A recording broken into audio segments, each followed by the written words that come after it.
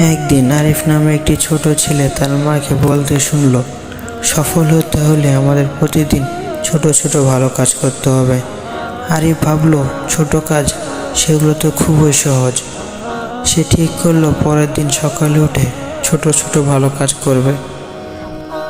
প্রথম কাজ, সে দেখলো রাস্তার ধারে একটি গাছের নিচে একটি ছোট গাছের চারা শুকিয়ে যাচ্ছে। আরিফ ঘরে গিয়ে এক গ্লাস পানি আনলো এবং চারাটিকে পানি দিল। দ্বিতীয় কাজ, পাশের বাড়ি এক বুড়ি নানি ভারী মাটি হাঁড়ি তুলে নিয়ে হাঁটছিলেন। আরিফ দৌড়ে গিয়ে হাঁড়িটি তার গন্তব্যে পৌঁছাতে সাহায্য করলো। তৃতীয় কাজ, স্কুলে গিয়ে আরিফ দেখলো তার বন্ধু রাহানের বইটি মাটিতে পড়ে গেছে। সে তা তুলে রাহানের হাতে দিল।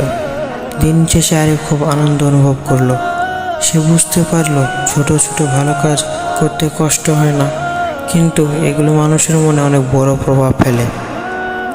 প্রতিদিনের ছোট ছোট ভালো কাজগুলো আমাদের জীবনকে সুন্দর করে তোলে ও আমাদের মনকে পরিষ্কার রাখতে সাহায্য করে। আমরা ইনশাল্লাহ চেষ্টা করব প্রতিদিন ছোট ছোট কিছু ভালো কাজ করার।